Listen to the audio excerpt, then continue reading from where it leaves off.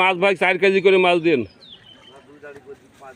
5 KG করে দিলে মাছ সাফ হয়ে যাবে না এখান থেকে। এত ঝিল দিয়ে নিয়ে যান। এই দেখেন এই যে নোনা ট্যাংরাগুলো এই যে লোড দেওয়া আছে, দেখেন ডাইরেক্ট এই যে পুকুর থেকে আমরা যেভাবে লোড দিই দেখেন কর্তা করে। আর নিয়ে যাওয়া যায় তো সবই, অ্যাক্সিডেন্ট হলে আবার ঠেকানো যায় না। হ্যাঁ, যেরকম গাড়ি ভালো গাড়ি নিয়ে ফাঁসায় থুয়ে দিলাম।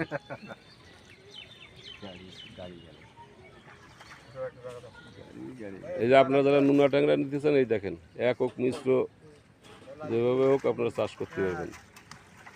সাদা মাছের সাথে অন্যান্য মাছের সাথে দিয়েও চাষ করা যাবে।